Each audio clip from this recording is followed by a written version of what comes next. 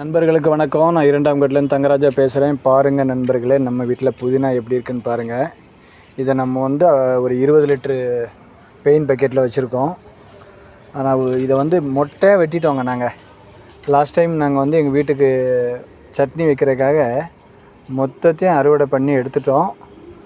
வெறும் குச்சி தான் இருந்தது. இப்போ பாருங்கள், புதற மாதிரி ஆயிடுச்சுங்க. உண்மையாகவே நான் இதை கொஞ்சம் பிடுங்கிட்டு தனியாக தான் வைக்கணுமோன்னு நினச்சேன். அந்தளவுக்கு வெட்டி எடுத்தேன். ஆனால் பாருங்கள், அவ்வளோ அருமையாக இருக்குங்க நண்பர்களே. இதுக்கு நம்ம எந்த ஒரு செலவும் பண்ணுறது இல்லைங்க. எல்லா செடிகளுக்கும் ஊற்றும் போது ஏதாவது ஒரு சத்தான தண்ணியை நான் லைட்டாக ஊற்றி விடுவேன், அவ்வளோதான். இதுக்காக நம்ம தனியாக எதுவும் ஸ்பெசிஃபிக்காக எதுவும் பண்ணுறதில்ல. அவ்வளோ சூப்பராக இருக்குங்க. பாருங்கள், நீங்களே பார்த்தாலே தெரியும் உங்களுக்கு. அதாவது மாடித்தோட்டம் வச்சுருக்க எல்லாருக்குமே மோஸ்ட்லி தெரியும். சிலவங்க மட்டும்தான் மிஸ் பண்ணியிருப்பாங்க. கண்டிப்பாக பண்ணாதவங்களும் கண்டிப்பாக இதை பார்த்து பண்ணுங்கள். இதுக்காக எந்த ஒரு மெனக்கடலும் இருக்காது. கண்டிப்பாக முயற்சி பண்ணுங்கள் நண்பர்களே. தேங்க்யூ.